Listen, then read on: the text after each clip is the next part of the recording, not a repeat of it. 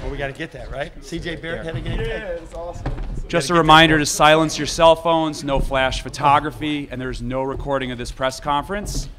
We are joined by Michigan head coach John Beilein, Xavier Simpson, John Teskey, and the MOP, Mo Wagner. Coach, start with an opening statement. Thank you. I'm shivering up here. I think I was just doused with a couple gallons of the Hudson River right now. It's cold, very cold. But just so proud of these guys. This, as I told on the Big Ten Network, you can't win these championships if they're not dedicated all year long. It takes a long time to sort of build up this substance to your team that can persevere and will just won't give in. They won't give in to fatigue. They won't give in to momentum changes. They just stick in there. And this was one of the best teams I have ever coached at just taking on the next, moving on to the next play and keep moving forward and doing things just the old-fashioned way with a lot of hard work. Start with questions for the students. Please raise your hand. We'll have a mic brought to you, please. Over there on the right-hand side. You beat two of the top teams in the nation back-to-back here at Madison Square Garden. You have a lot of confidence and you have a week off compared to other teams. Do you feel that's an advantage for you going into the tournament? Mo, you take that one. I would just say I don't think we really think about that too much. I think we are just going to focus on first of all, we're going to enjoy this for a couple of days and get some rest, and then we're going to focus on whatever is next. But whether that's an advantage or disadvantage doesn't really matter. On the right.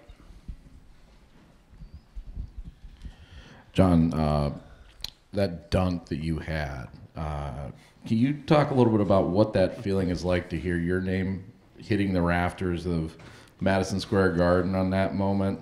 And I guess in a bigger picture as well, what was it today in that first half that allowed you to hit some of those big shots? I really have no words to explain. The play just happened all in instance, and I was able to get a great pass and just finish it. But then in the first half, we were in foul trouble a little bit, and I was able to knock down a couple shots and just try and help my team win. On the back right.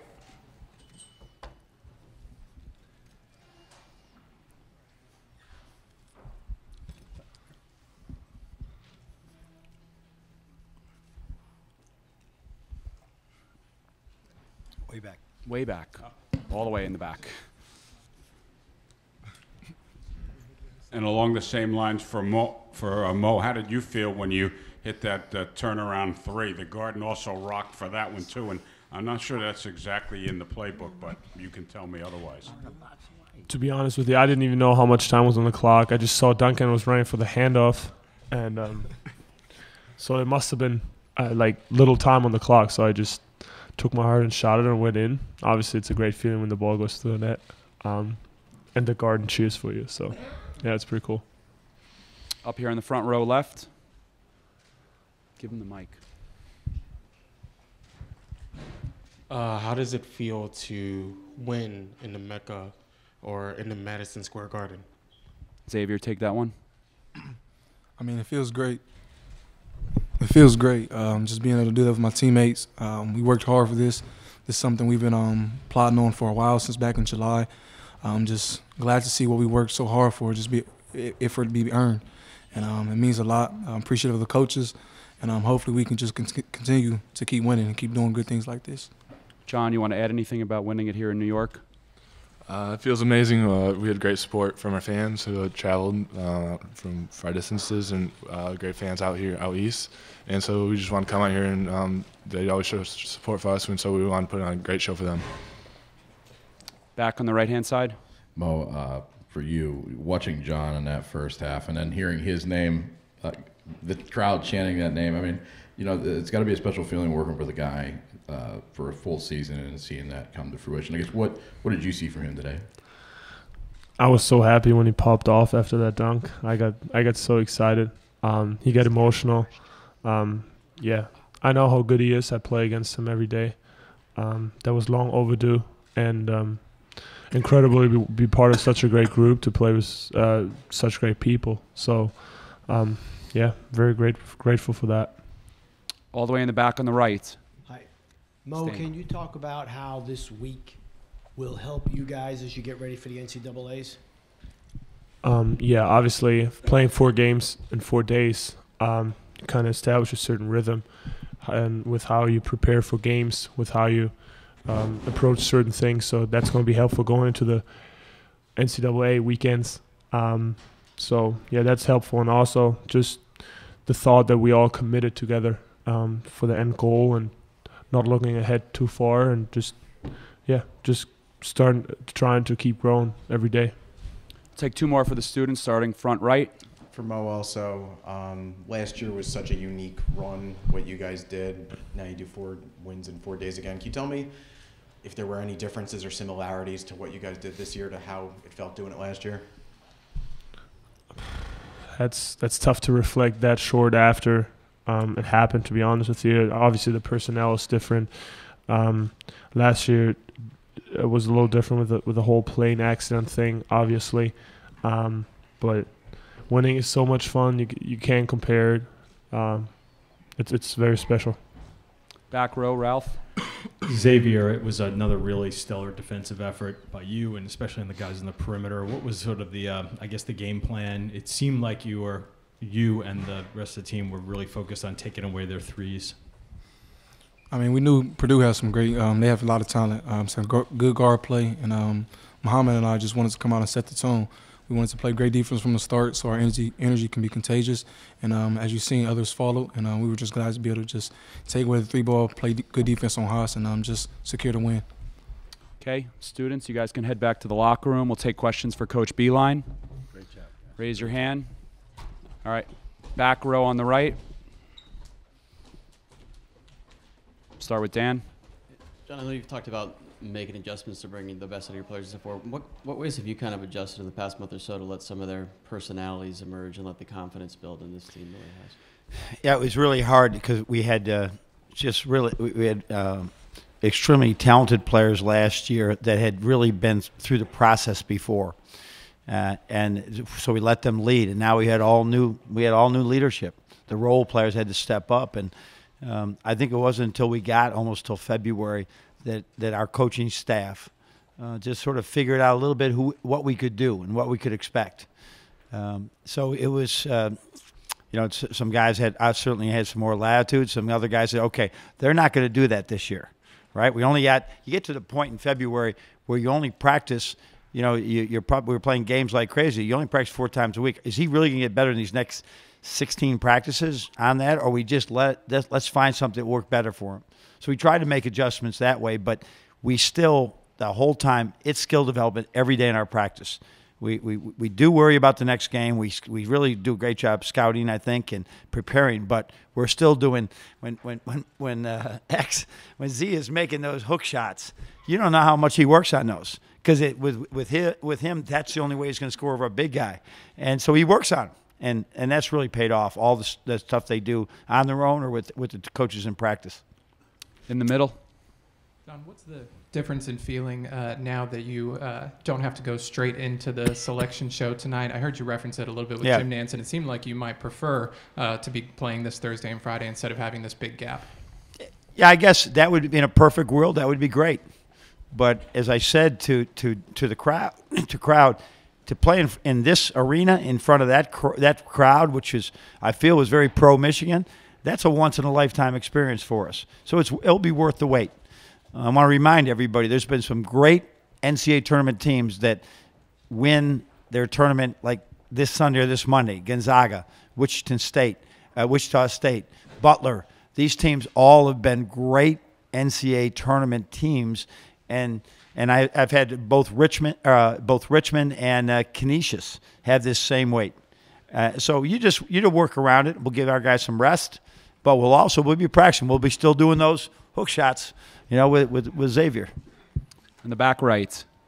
John, with Teschke, I mean, did you see that coming with him? No, absolutely not. He what he is he's got so much. He'll drift around. We talk about the boiling point at 212. He probably was at 205 last year, and he gets to 211. He hits 212 for a day, and then he comes back to 211. So that's with both he and Austin Davis. They need some of Mo's energy, and they can do it. But it's not expected. It's expected of them, but it's not something you just click on, and all of a sudden I'm 19 years old, and now I'm going to start playing with a motor. And but to get him to dunk in practice is difficult to do. But he's worked with John Sanderson. We have the greatest strength coach anywhere, and just where a vertical jump went from here to here, that he's able to do. He's worked. He's a no-nonsense kid. But as we continue to improve his skill set and his body, he's got a great future. You have to ask him. You have to ask him. But he's done those. Here's what you notice. If you looked at our bench, he's so loved by his teammates. Big Sleep, they call him. Big Bad John, they call him, right? He's so quiet. And so there's nothing quiet about his performance today. And he will gradually just grow through this. If you watch young men over the college experience, both the process, their maturity just changes. And he's certainly changing. He didn't walk in like Mo Wagner with this personality that just says, I'm an alpha dog and I'm going out to get it, right? No, he's more waiting and waiting for the process to work itself out. Back row in the middle. John, you talked about Xavier's hook shots. Mo won the MVP. He seemed to be the catalyst, Xavier, on both ends of the floor. What does he do to sort of set the tone defensively and offensively? Yeah. He is a pit bull. We have the picture of a big, mean pit bull in our locker room for every game. He is that guy, and he's one that loves to play defense. I mean, that's hard. We've had some really good point guards. I mean, really good point guards over time. All those point guards right there were tremendous offensive players, and they were really good defenders too. This guy, they probably hung their hats on both men. This guy hangs his hat on defense, and that really is a great thing to have. And he's stubborn. He wants to play every minute. He doesn't want to rest.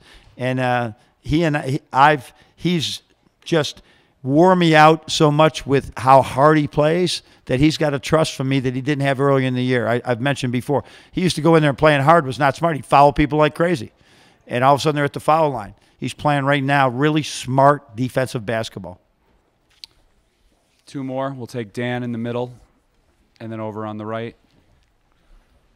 How much did the guys like Xavier and others earning that trust from you change the trajectory of this team, as it seems like you guys are hitting on all cylinders at the right time? You know what? They didn't give in and they didn't sulk. I mean, we ended up taking Xavier out of the starting lineup early in the year because he was not making the extra pass. He wasn't seeing the open man. He was fouling every time he got in there. And so he had to earn his way back. And when he earned his way back and we started winning, and I could see that he was really trying really hard to do the right thing, what the coaching staff wanted. You just earn that trust every day. And the same thing with other guys. Jordan Poole, he had games in the beginning of the year, didn't play at all. I mean, he did not play because he didn't have that trust yet. That you see it's not about going to a game, show me I can trust you. No, show me every day in practice you're going to make the right play, and you play. It's that simple. Every kid's got 2 hours every day to show us what he can do. You don't get time in practice in games to show me what you can do. Do it in practice. You'll get time in games. And he did it both on the court in practice and in the games he was appearing in. All the way on the right for the last question. Okay, so you win the Big Ten tournament, and you're riding on a 9-game winning streak. Is that right? 9 in a row? Nine in a row. 9 in a row. Entering the tournament. How are you going to prepare the guys to win, 6 or 7 more games for the title? Oh, man. Do we have to go there right now? We're just going to – I'll tell you what, every day that I'm contemplating and I probably overthink everything, I have to take myself back to just seize today, right? It's just about today. And we will take tomorrow like tomorrow and the next day, and there won't be any thoughts about, all right, what's up next? The NCAA, I'm sure, will put us in a good bracket, and we will do everything we can to win one practice at a time, leading up to that one game at a time. And if we're still around in San Antonio, we'd be delighted. But there's a lot of good teams that are going to go into this thing just like this, and anything can happen once we get to the first round of the tournament. Okay. Thanks, everybody. You've been terrific. Thank you. Thank you, Coach.